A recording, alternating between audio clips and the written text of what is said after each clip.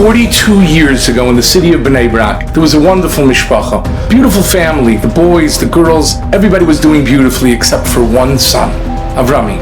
He was struggling terribly in school, at home, with his friends, with his siblings. And then one day, he got into a big fight at home with some of his siblings, and he decided, that's it, I'm out of here. He went to his room, put a few things in a knapsack, and ran out the door, and they begged him, please Avrami, come back. But he was gone. And they were devastated because to top it all off, it was Erev Pesach. There was so much going on, and it was so hectic. Now they had to deal with this as well. And as they're grading the murder and preparing the home, there were real tears. The parents were really crying. They hoped that he would come back soon, but he didn't.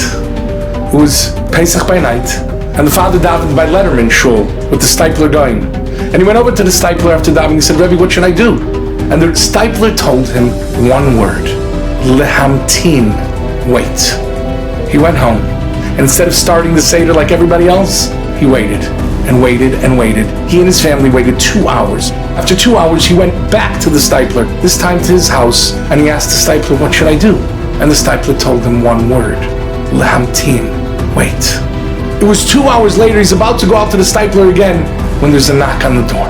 He opens the door, and standing there with his knapsack slung over his shoulders and tears brimming from his eyes is Avrami. And he looks up at his father and he says, Abba, can I come home? Can I come back? And his father says, of course, Avrami. And he brings him into the house, and Avrami looks and he sees on the couch in the living room are all the siblings, the kids, the big ones, the little ones. And he looks at the table. Not a crumb of the matzah on the table, not a drop of the wine in the becher. And he looks at his father and he says, you waited for me.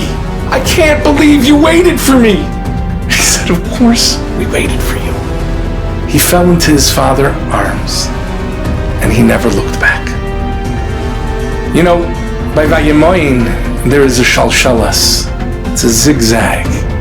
And sometimes we try to get to the top and we zig this way and zag that way. And we're trying, but we're lost. And we're searching and we fail time and time again.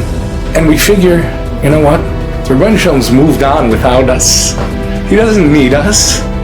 But then we come knocking on the door and we're mizgaber and we overcome like a lion. And we say, Rebbeinu Shalom, can we come home? And he says, of course you can come home. And of course I waited for you. Don't ever be deflated or defeated. We will all get there. And Vayemoyin gives us the opportunity to do so. May we all be Zoichim, It's Hashem, to find our way to the very top.